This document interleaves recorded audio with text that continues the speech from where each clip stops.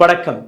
கடந்த 10 நாட்களாக திருப்பதி திருமலா தேவஸ்தானம் அங்கிருந்து வரக்கூடிய லட்டு, அந்த லட்டுக்கு பின்னாடி இருக்கக்கூடிய அரசியல், அதற்கு பின்னாடி இருக்கக்கூடிய கான்ட்ரோவர்சி, ப்ராபகண்டா, நெரேட்டிவ், இதை மட்டும் தான் நீங்க பார்த்து வருகிறீர்கள்.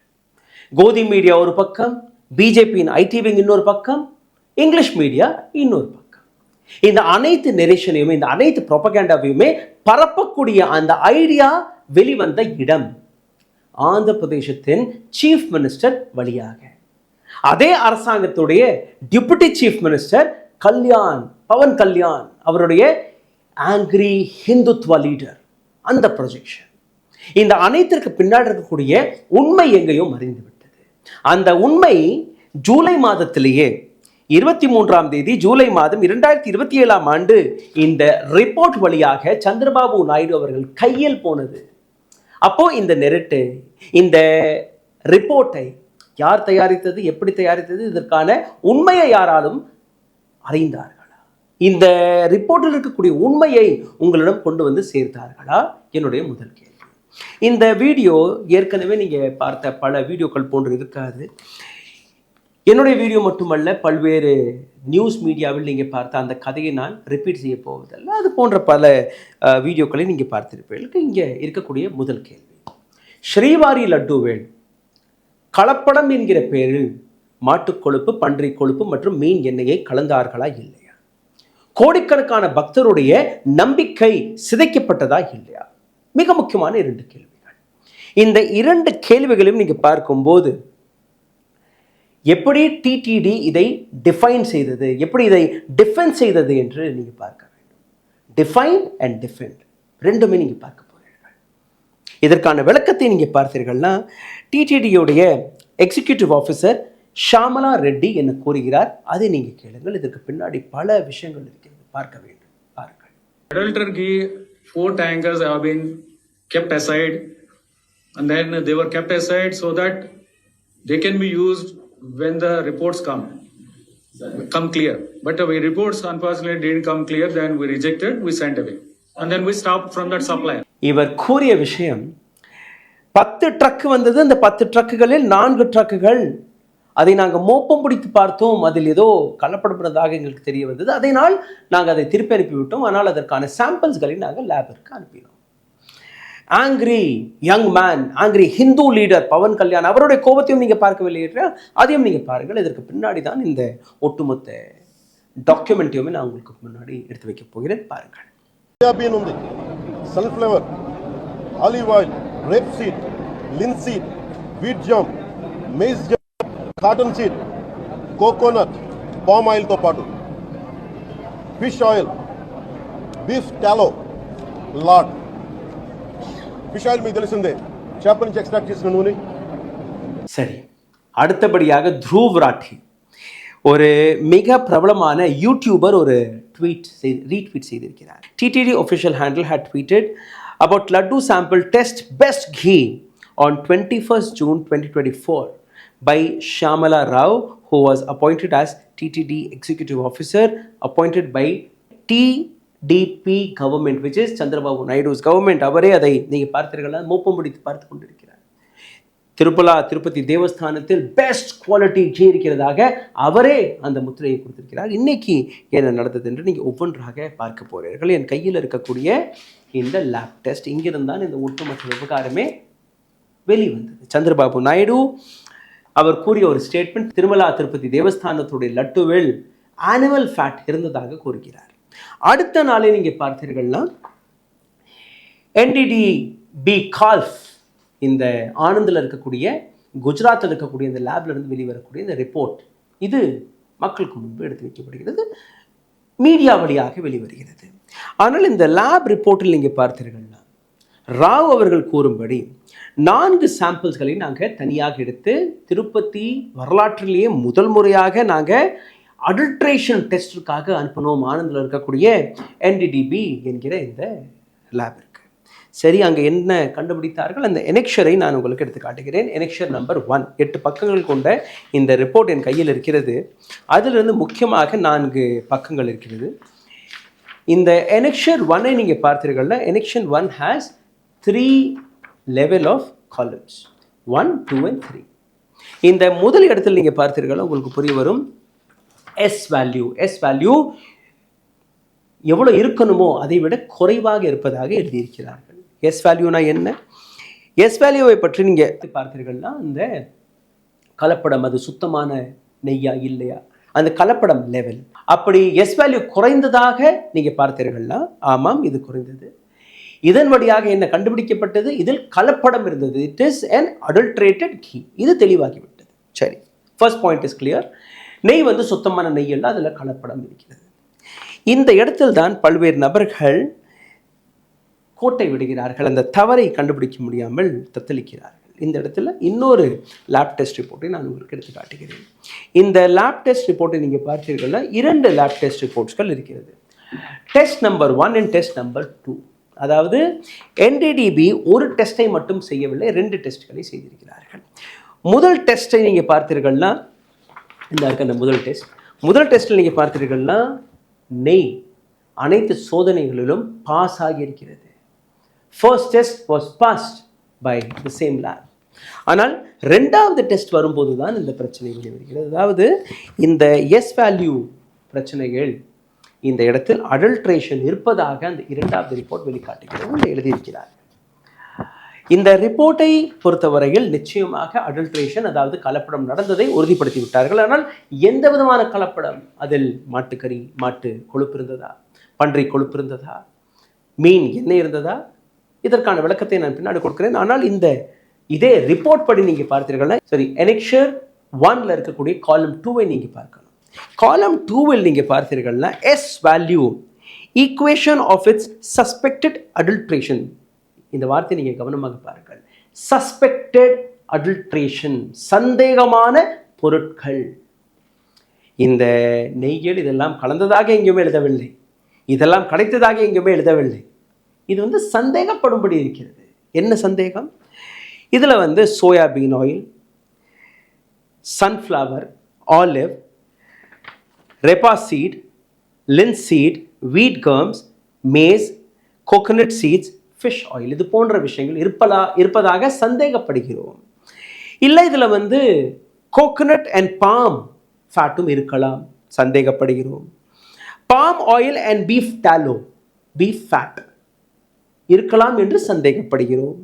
லார்ட்னா பன்றி கொழுப்பு, அது இருப்பதாக நாங்கள் சந்தேகப்படுகிறோம். எல்லாமே சந்தேகத்திற்கு உட்படக்கூடிய விஷயங்கள் மட்டும்தானே.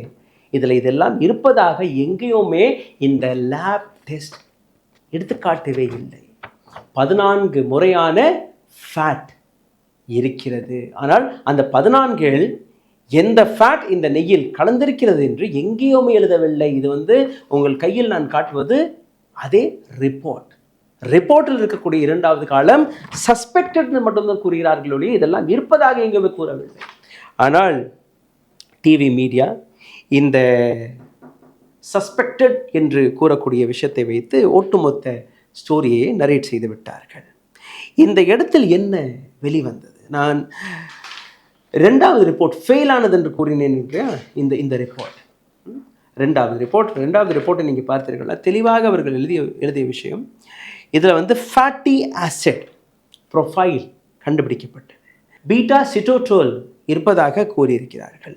மில்க் ஃபேட் பியூரிட்டி இதில் சந்தேகத்திற்கு இருக்கிறது. இது எல்லாமே கூறியிருக்கிறார்கள். முதலில் நீங்கள் பீட்டா ஸ்டெட்டிஸ்டில் இது என்னவென்று நீங்கள் பார்த்தீர்கள்னா எலெக்ஷன் நம்பர் 1லேயே அவர்கள் தெளிவாக எழுதிய விஷயம் இது ஃபாலிங் ஷார்ட்டாக இருக்கிறது. அதாவது நான் ஏற்கனவே கூறியபடி இது எல்லாம் இருந்திருக்கணும், ஆனால் கிடையாது. இந்த விஷயத்தை மட்டும் நீங்கள் கவனமாக பார்த்து கொள்ளுங்கள்.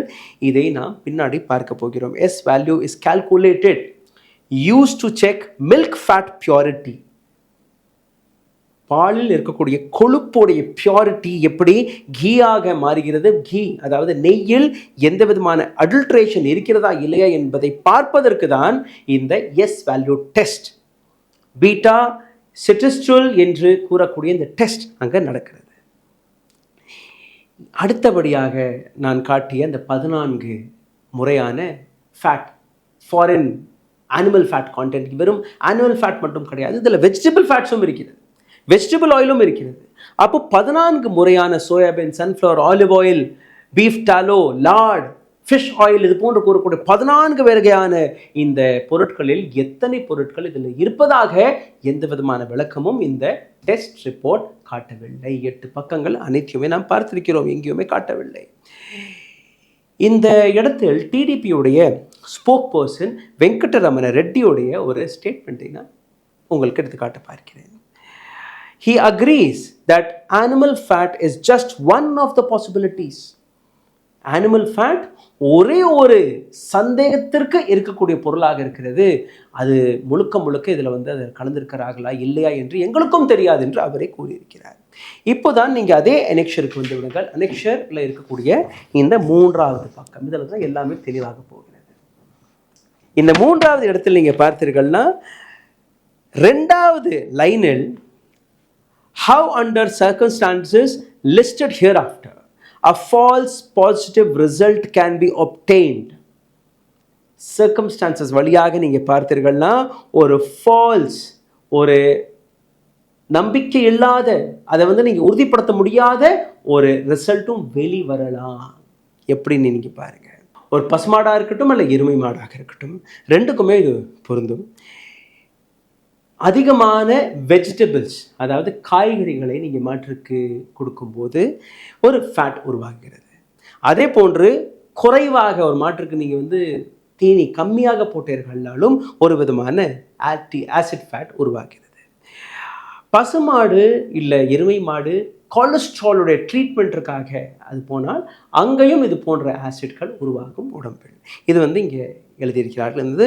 எக்யூரேட்டாக நீங்கள் அதை மெஷர் பண்ண முடியாது என்று கூறியிருக்கிறார்கள். ஆனால் இதே இடத்தில் ஆந்திரா கவர்மெண்ட், சந்திரபாபு நாயுடு மற்றும் பவன் கல்யாண் போன்ற நபர்கள், அதை தாண்டி பிஜேபியுடைய பல்வேறு தொண்டர்கள், ஆர்எஸ்எஸ், விஸ்வ இந்து பரிஷத் எல்லாம் கூச்சல் போட்டு கொண்டிருக்கிறார்கள்.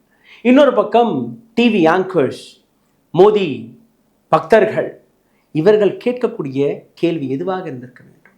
we need more number of tests, continuous and consistent test எங்களுக்கு தேவை என்று அவர்கள் கேட்டிருக்க வேண்டும். எங்களுக்கு பல டெஸ்ட்கள் வந்தால் மட்டும்தான் இதில் எந்த விதமான அடல்ட்ரேஷன், எந்த விதமான கலப்படம் இருப்பதாக எங்களுக்கு தெரியும். ஸ்பெசிஃபிக் டெஸ்ட் நடந்திருக்க வேண்டும். இப்போ இந்த ஒட்டுமொத்த விவகாரத்திற்கு நீங்கள் வாங்க, 2-3 நாட்களாக நாங்கள் எடுத்து காட்டி கொண்டு தான் இருக்கிறோம். ஏஆர் டைரி ஃபுட்ஸ் என்று கூறக்கூடிய இந்த நிறுவனம் திண்டுக்கலை சார்ந்த நிறுவனம். இந்த நிறுவனத்திற்கு தான் இந்த கான்ட்ராக்ட் கிடைத்திருக்கிறது. இந்த நிறுவனத்துடைய சாம்பிள்ஸ் அடல்ட்ரேட்டடாக இருந்ததாக நீங்கள் கூறிய போது, அதை தாண்டி இந்த அடல்ட்ரேஷன் லட்டுக்காக நாங்கள் பயன்படுத்தவே இல்லை என்று கூறிய அந்த ஸ்டேட்மெண்ட் எடுத்துக்கொள்ளுங்கள். ஷாமலா ராவ் கொடுத்த அந்த ஸ்டேட்மெண்ட், நாங்கள் இந்த நெய்யை லட்டு செய்வதற்கு நாங்கள் பயனில் கொண்டு வரவே இல்லை என்று கூறிவிட்டார். அப்போது எந்த விதமான கலப்படமே இல்லாத ஒரு லட்டுவை பற்றி நீங்கள் பேசி கொண்டிருக்கிறீர்கள். 3வது 14 முறையான பாசிபிள் ஃபேட்ஸ் அதில் கலந்திருக்கலாம். 14 முறையான பாசிபிள் ஃபேட்ஸ் அதில் இதுதான் இருக்கிறது என்று எப்படி நீங்கள் உறுதிப்படுத்தினீர்கள்? இதில் மாட்டுக் கொழுப்பு இருந்ததாக எப்படி நீங்கள் உறுதிப்படுத்தினீர்கள்? இதில் பன்றி கொழுப்பு இருந்ததாக எப்படி நீங்கள் உறுதிப்படுத்தினீர்கள்? இதில் மீன் எண்ணெய் இருந்ததாக எப்படி நீங்கள் உறுதிப்படுத்தினீர்கள்? நீங்கள் அதில் அந்த படத்தில் நீங்கள் பார்த்தீர்கள், ஒரு படம் இருக்கிறது, த்ருவராட்டி போட்டிருக்கிறார். ஷாமலா ராவ் அதில் மோப்பம் பிடித்து பார்க்கிறார். மீன் எண்ணெய் அதோடைய மோப்பத்தெல்லாம் உங்களால் பக்கத்தில் கூட எடுத்துகிட்டு போக முடியாது. 2வது விலை 16,000 ரூபாய் ஒரு லிட்டர். அதே போன்று நீங்கள் பார்த்தீர்கள்னா லாட் என்றால் இந்த பன்றி கொழுப்பு, அந்த எதையும் நீங்கள் பக்கத்தில் கூட கொண்டுட்டு போக முடியாது. அப்படித்தான் பீஃப் ஃபேட் அதுவும் இருக்கிறது, அதையும் உங்களால் மூக்கிற்கு பக்கத்தில் கூட கொண்டு போக முடியாது. 2வது இது 3மே விலை உயர்ந்த பொருட்கள். அப்போ எப்படி இந்த விஷயங்களை நீங்கள் கலந்ததாக கூறியிருக்கிறீர்கள்? எதற்காக சீஃப் மினிஸ்டர் சந்திரபாபு நாயுடு கோடிக்கணக்கான பக்தர்கள் அவர்கள் மனதில் ஒரு சந்தேகத்தை ஏற்படுத்திவிட்டு தன்னுடைய அரசியல் லாபத்திற்காக வேலை பார்த்தவர்கள் நீங்கள் பார்த்தீர்கள்னா திருப்பதி திருமலா தேவஸ்தானம், இங்கே இருக்கக்கூடிய ஃபுட்ஃபால், அங்கே வரக்கூடிய பல ஆயிரம் கோடி ரூபாய்க்கான வருமானம். ஒரு வருடத்திற்கு 5 லட்சம் லிட்டர் ஆஃப் நெய். சந்திரபாபு நாயுடுவுக்கு நெருக்கமாக இருக்கக்கூடிய ஹெரிட்டேஜ் மில்கை நீங்கள் மறந்து விடாதீர்கள். இன்றைக்கும் நாளைக்கும் அந்த பக்கம் ஒரு கான்ட்ராக்ட் போய்விடும், ஒரு டெண்டர் போய்விடும். அன்றைக்கி இந்த கேள்வி நாம் கேட்போம். சாதாரணமான நாட்களில் நீங்கள் பார்த்தீர்கள்னா குறைஞ்சபட்சம் 50,000, அதிகபட்சம் 1,00,000 பேர் வரை அங்கே பக்தர்கள் போகிறார்கள். இதே போன்று நீங்கள் பார்த்தீர்கள்னா அங்கே இருக்கக்கூடிய ஃபெஸ்டிவல் சீசனில் இந்த நம்பர் 5,00,000 தாண்டுகிறது. அப்போது எவ்வளோ பெரிய பிஸ்னஸ் என்று நீங்கள் பாருங்கள். இது மட்டுமல்ல, லட்டுவை நீங்கள் பார்த்தீர்கள்னா ஒரு நாளைக்கு 3லிருந்து 3.5 லட்சம் லட்டுக்கள் கொடுக்கப்படுகிறது. அதே சீசன் நேரத்தில், திருவிழா நேரத்தில் எத்தனை மடங்கு அந்த லட்டு விற்பனை அதிகரிக்கும் என்று நீங்கள் பாருங்கள். வருடத்திற்கு 650 கோடி ரூபாய்க்கான பிஸ்னஸ் வெறும் லட்டு வழியாகவே வருகிறது.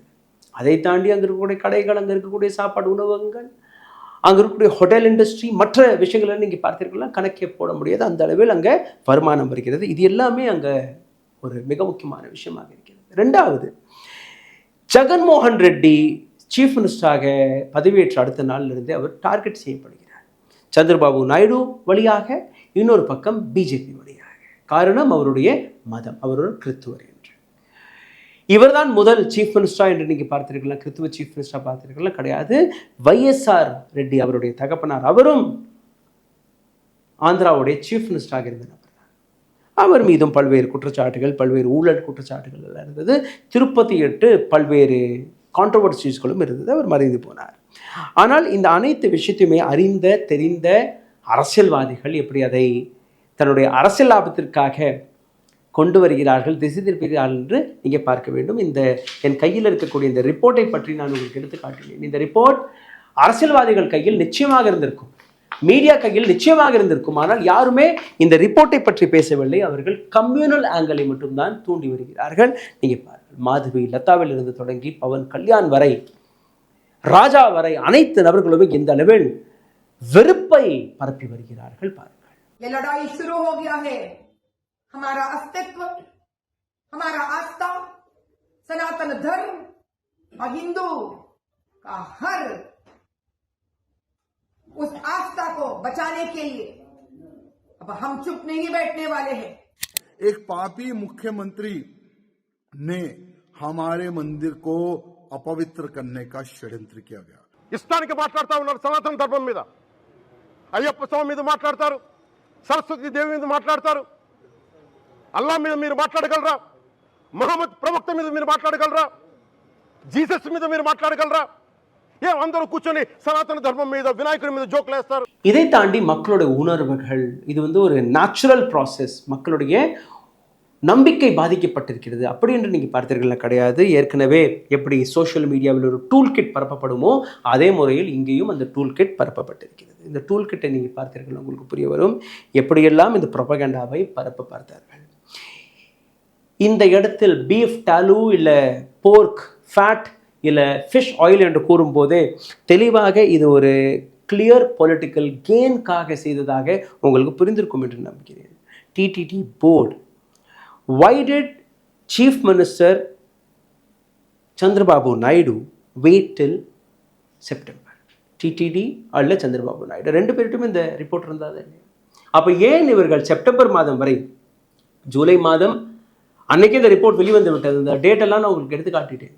எதற்காக செப்டம்பர் மாதம் வரை காத்து கொண்டிருந்தார்கள்? டிடிபி, ஜனசேனா மற்றும் பிஜேபி இவர்களுடைய உத்தேசம் வேறொரு ஆங்கிள் இருக்கிறது. அதற்கான விளக்கத்தையும் நான் உங்களுக்கு கொடுக்குறேன். இந்த இடத்துல 2 பேரை பிஜேபி ஃபீல்டிங்கில் இறக்கி விட்டிருக்கிறார்கள். என்டிஏவுடைய கூட்டாளிகள் தானே. ஜனசேனாவின் Pawan Kalyan, angry Hindu leader, technical leader Chandrababu Naidu. 2 பேருமே ஃபீல் செய்திருக்க பின்னாடி இருக்கக்கூடிய அந்த ஸ்ட்ராட்டஜியை நீங்கள் பார்த்தீர்கள்னா அதற்கான விளக்கத்தை முதலில் பவன் கல்யாண் கூறுகிறார். அதை கேளுங்கள், அதற்கு பின்பு நான் கொடுக்கிறேன். நீங்கள் பாருங்கள். It's a deep anguish, deep pain. Don't you ever forget. Before you come and think 100 times and say, talk about Sanatana Dharma. Enough of this. Salu. Pawan கல்யாணுடைய இந்த கோபத்தை நீங்கள் பார்த்தீர்களா? பீஃப் டாலு இது போன்ற விஷயங்களை கூறும்போது நரேந்திர மோடி அவர்கள் 2014ஆம் ஆண்டு வந்ததற்கு பின்புதான் பஃபெல்லோ டாலோ எக்ஸ்போர்ட்டிற்கு எந்த தடை விதிக்கப்பட்டிருந்ததோ 1983ஆம் ஆண்டிலிருந்து எருமை மாட்டு அந்த கொழுப்பை நீங்கள் எக்ஸ்போர்ட் செய்யக்கூடாது என்று இந்த பேன் செய்யப்பட்டதோ அந்த பேனை நீக்கிய நபர் யார் என்றால் இதே நரேந்திர தாமோதர் தாஸ் மோடி அவர்கள். இவர்கள் தான் மாட்டை காப்பாற்றப் போகிறோம் என்று கூறி வருகிறார்கள். இந்த அரசாங்கத்தில் தான் அதிகமான பீஃப் எக்ஸ்போர்ட்டும் வெளிநாடுகளுக்கு நடந்து கொண்டிருக்கிறது. ஆனால் இதை பற்றி நாம் பேச மாட்டோம். இதே ரியாக்ஷன் எப்படி மாறுகிறது, இங்கிலீஷ் மீடியா, கோதி மீடியா எப்படி மாறுகிறது, எப்படி எடுத்து காட்டுகிறார்கள், அதையும் நீங்க பாருங்கள். Halim made in, let's say, lard being served in a government sponsored iftar party, this country would have witnessed a civil war. What are we talking about? ये लड्डू, इसका हमने सैंपल लिया और ये सैंपल लेने के बाद बेसिक लेवल पे जैसे टेस्ट करते हैं तो हम इसको इसमें डालेंगे और उसके बाद कुछ किस तरह के रीएजेंट्स होते हैं, उन रीएजेंट्स को हम इसके अंदर ऐड करेंगे. Where viewers, Madhavi Lata, BJP leader, has just reached a short while back. She was on her way a short while back. We spoke to her as well, and she had said very clearly there that Jagan Mohan Reddy should not be allowed to enter the premise. இந்த அனைத்து விஷயத்தையுமே பார்த்திருப்பீர்கள். இப்போ மறுபடி Pawan Kalyan and Chandrababu நாயுடுக்கு திரும்பி விடுங்கள். ஏன் இந்த வேலை நடக்கிறது? இதற்கு பின்னாடி இருக்கக்கூடிய காரணம் ஹரியானா போன்ற மாநிலங்களில் வரக்கூடிய அந்த எலெக்ஷன்ல எந்த அளவில் பிஜேபிக்கு எதிர்ப்பு வெளிவந்து கொண்டிருக்கிறது, எந்த அளவில் பிஜேபி தன்னுடைய கிரவுண்டை நழுவிவிட்டது என்கிற அந்த விஷயம் மக்களிடம் போய் சேரக்கூடாது. மக்கள் அதை பார்க்கக்கூடாது. மக்கள் அந்த செய்திகளை கேட்டு தெரிஞ்சு கொள்ளக்கூடாது. அதனால் மோடியை காப்பாற்றுவதற்கும் பிஜேபியை காப்பாற்றுவதற்கும் 2 பேரை ஃபீல்டிங்கில் இறக்கிவிட்டார்கள், சந்திரபாபு நாயுடு அண்ட் பவன் கல்யாண். ஹிந்துத்வா பாலிடிக்ஸ் நடக்கிறது, டெவலப்மெண்ட் பாலிடிக்ஸ் இந்த தரப்பில் இருந்து நடக்கிறது. 2மே எங்களுடைய கோர் ஐடியாஸ். இதை பரப்புவதற்காக இங்கிலீஷ் மீடியா, கோதி மீடியாலாம் என்ன காட்டினார்கள் அதை நீங்கள் பார்த்தீர்கள். ஒரு சில அரசியல்வாதிகள், ஒரு சில ஜேர்னலிஸ்ட் கன்க்ளூஷனுக்கும் வந்து விட்டார்கள். இதில் யாருமே இந்த ரிப்போர்ட்டை ஆழமாக படித்து பார்த்திருந்தார்கள்னா, இந்த ரிப்போர்ட்டில் இருக்கக்கூடிய ஒரே ஒரு பக்கம், இந்த எலெக்ஷன் 1 என்கிற பக்கத்தை மட்டுமே படித்து பார்த்திருந்தார்கள்னா இந்த கன்க்ளூஷனுக்கு யாருமே வந்திருக்க மாட்டார்கள். அந்த அளவில் டீட்டெயில்டாக எழுதப்பட்ட இந்த ரிப்போர்ட்டில் எங்கேயுமே இதெல்லாம் இந்த நெய்யில் கலந்ததாக கூறவில்லை. நிச்சயமாக அந்த நெய்யில் கலப்படம் இருந்தது. அந்த கலப்படம் வெஜிடபிள் ஆயில் கலப்படமும் இருந்திருக்கலாம். Vegetable oil, soybean, coconut oil, palm oil இதெல்லாமே இருந்திருக்கலாம் என்று அதுவும் எழுதியிருக்கிறார்கள். ஆனால் அதை ஹைலைட் செய்யவில்லை. எதை ஹைலைட் செய்து தனக்கு அரசியல் லாபத்திற்காக குளிர்காய முடியுமோ அதை தான் இவர்கள் எடுத்து காட்டியிருக்கிறார்கள். இது போன்ற ரிப்போர்ட்களை மெயின் ஸ்ட்ரீம் மீடியா, கோதி மீடியா எடுத்து காட்டாது. அதனால தான் எங்கள் போன்ற பத்திரிகையாளர்கள் நாங்கள் வேலை பார்க்கிறோம். இது போன்ற ரிப்போர்ட், இது போன்ற செய்திகள் உங்களுக்கு பிடித்திருந்தால் தயவு செய்து ரூஸ்டர் நியூஸ் போன்ற பல இணையதளங்கள் இருக்கிறது, பல இண்டிபெண்ட் ஜேர்னலிஸ்ட்கள் இருக்கிறார்கள். தயவு செய்து ஃபாலோ செய்யுங்கள். நாங்கள் அரை மணி நேரம் ஒரு விஷயத்தை பற்றி பேசுகிறோம் என்றால் அந்த அளவில் நாங்கள் உட்கார்ந்து எழுதி கொண்டிருக்கிறோம், ரிசர்ச் செய்து கொண்டிருக்கிறோம். அதற்கு பின்பு தான் இதெல்லாம் உங்களுக்காக நாங்கள் கொண்டு வருகிறோம். சரி, இதை மக்கள் எப்படி எடுத்துக்கொண்டார்கள் அதையும் நாங்கள் பார்த்தோம். மக்கள் இந்த விஷயத்தை எப்படி பார்த்தார்கள்? திருப்பதிக்கு போகக்கூடிய மக்களுடைய ஃபுட்ஃபால் குறைந்து விட்டதா? பக்தர்கள் அங்கே போக தடுத்து விட்டார்களா? கிடையாது. அங்கே அதே அளவில் 50,000 1 லட்சம் ஃபுட்ஃபால் நடந்து கொண்டு தான் இருக்கிறது. சரி, அங்கே இருக்கக்கூடிய பிரசாதத்தின் மீது தானே கேள்வி இருக்கிறது. இந்த லட்டு அதில் பிக் ஃபேட் எல்லாம் இருப்பதாக கூறினார்கள். அதற்கான விற்பனை குறைந்து விட்டதா? கிடையாது, இன்னும் அதிகமாக விற்கிறது. அங்கே இருக்கக்கூடிய ரிப்போர்ட்டை வெளிக்காட்டுகிறது, இன்னும் அதிகமாக மக்கள் அந்த லட்டுக்களை வாங்கி வருகிறார்கள். அப்போ மக்களுக்கு புரிந்த ஒரு விஷயம், இது ஒரு அரசியல் டாக்டிக் மட்டும் தானே, இதை தாண்டி வேறு எதுவுமே கிடையாது. டிடிபி, அதாவது சந்திரபாபு நாயுடுவின் அரசியல் கட்சிக்கு என்ன லாபம்? அது ஒரு கேள்வி வருகிறது. அடுத்த கேள்வி நீங்கள் பார்த்தீர்கள்னா, இந்த ரூலிங் கோயலேஷன் கவர்மெண்ட் ஆந்திராவில் இன்னைக்கு நீங்கள் பார்த்தீர்கள்னா பிஜேபி அண்ட் டிடிபியோடைய ஒரு கோயலேஷன் கவர்மெண்ட் இருக்கிறது, ஜனசேனாவும் அதில் இருக்கிறது. எத்தனை நாட்கள் வரை இந்த கூட்டணி நிலைக்கும் என்று நீங்கள் பார்க்கிறீர்கள்? அடுத்தபடியாக தெலுங்கானாவில் எப்படி இந்த ஹிந்துத்வா பாலிடிக்ஸை உள்ள நிலைத்தார்களோ, எப்படி அங்கே சந்திரபாபு நாயுடு தன்னுடைய கிரவுண்டை இழந்தாரோ, அதே போன்று இங்கேயும் அந்த ஹிந்துத்வ பாலிடிக்ஸை நீங்கள் உள்ள வரவிட்டீர்கள்னா உங்களுடைய அரசியல் பாதிக்கப்படுமா, பாதிக்கப்படாதா? ஜகன், வைஎஸ்ஆர், காங்கிரஸ் மீது நீங்கள் காட்டக்கூடிய அந்த வெண்டட்டா பாலிடிக்ஸ் அது ஒரு பக்கம் இருக்கட்டும், ஆனால் மக்கள் மீது எப்படி நீங்கள் அந்த சந்தேகத்தை உருவாக்கி வந்தீர்கள் என்று நீங்கள் பார்த்தீர்கள்னா, பிராயச்சித்தத்திற்காக நீங்கள் ஒரு கிளென்சிங் ப்ராசஸை தொடங்கினீர்கள். திருமலா திருப்பதி தேவஸ்தானத்திற்குள் சேல் ஆஃப் லட்டு அதிகரித்தது, அதையும் நீங்கள் பார்த்தீர்கள். அப்போ மக்களுடைய ட்ரஸ்ட், பிலீஃப் எங்கேயுமே சிதைக்கப்படவில்லை, குறையவில்லை. இதை நீங்கள் குறைக்க பார்த்தீர்கள், இதை நீங்கள் டேமேஜ் செய்ய பார்த்தீர்கள். ஆனால் இது போன்ற ரிப்போர்ட்களை உங்களால் மறைக்க முடியவில்லை. இது போன்ற ரிப்போர்ட்கள் தொடர்ந்து வெளிவந்தது. இது போன்ற ரிப்போர்ட்கள் உங்கள் கையில் இருந்தால் கூட ஏன் நீங்கள் பொய் பேசினீர்கள் என்கிற அந்த கேள்வியுடன் மக்களுடைய கேள்விகளை இந்த பிளாட்ஃபார்ம் வழியாக உங்களிடம் கொண்டு வந்து சேர்ப்பதற்காக கீழே எழுதியிருக்கக்கூடிய இந்த கமெண்ட் என்கிற செக்ஷனில் நீங்கள் எழுதலாம். உங்களுடைய கேள்விகள் எழுதலாம், உங்களுடைய சந்தேகங்கள் எழுதலாம். இதனோட அரசாங்கத்தை பார்த்து அவர்களுடைய தவறான பொலிட்டிக்கல் வெண்டட்டாவை பற்றி நீங்கள் எழுதலாம். சிந்தித்து பாருங்கள், எப்படி ஒரு ரிப்போர்ட் வந்தது. இந்த ரிப்போர்ட்டில் எங்கேயுமே பீஃப் ஃபேட், போக் ஃபேட், ஃபிஷ் ஆயில் இருப்பதாக எழுதப்படவில்லை. அதிகமான சந்தேகம், 99% சந்தேகம் இதில் பாம் ஆயில் இல்லைன்னா வெஜிடபிள் ஆயிலை கலந்திருப்பார்கள் என்கிற சந்தேகம் மட்டும்தான். ஆனால் இதை எப்படி ட்விஸ்ட் செய்து விட்டார்கள் என்று நீங்கள் பாருங்கள். நன்றி, வணக்கம். ஊடகம் கார்ப்பரேட் அரசியல்வாதிகளின் கைப்பாவையாக அடிமைகளாக இருந்தது போதும். இனி சாட்டை எடுத்து சுழற்றும் நேரம் வந்துவிட்டது. ஊடகம் பொதுமக்களாகிய உங்களுக்காக, உங்களாலேயே இயக்கப்பட வேண்டும்.